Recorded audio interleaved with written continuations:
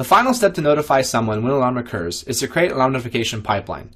Alarm notification pipelines are the bridge between alarms becoming active or clear to messages being sent out to users. Pipelines are a graphical mechanism for building up logic, providing an easy-to-use drag-and-drop mechanism for creating complex notification scenarios. Using pipelines, it is possible to accomplish many tasks, such as alarm escalation, notification consolidation, conditional dispatch, and more. Let's look at how a pipeline works. Here in my designer, I have a pipeline that I've already created. You create all your pipelines up in the global area in the alarm notification pipeline section. I can right-click up here to create a new pipeline, as well as organize my pipelines into different folders. I already have a pipeline created here called Notify. The basic idea is every pipeline has a start block, and you're going to configure your alarms to go into the start block when the alarm becomes active, cleared, or acknowledged. So if I go into one of the alarms that I've already configured here, I'll see there's a section for notification, and I can specify which pipeline I want to go into when it becomes active, cleared, or acknowledged. As you can see here, it's only going to go into Notify pipeline when it becomes active. When it's cleared and acknowledged, it does nothing. So the idea is that when the alarm becomes active, it comes into the start block of the pipeline. Then from there, we're going to handle what we're going to do with that alarm through the various blocks up here.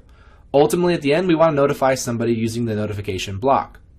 The alarm itself will stay in the pipeline as long as it doesn't meet one of the dropout conditions you see down here in the bottom left. So if the alarm stays active and is not acknowledged and is not shelved, it's going to stay in the pipeline as long as we can. As soon as it meets this dropout condition, it will leave the pipeline. So for this particular example I have here, when the alarm becomes active, it comes into the start block.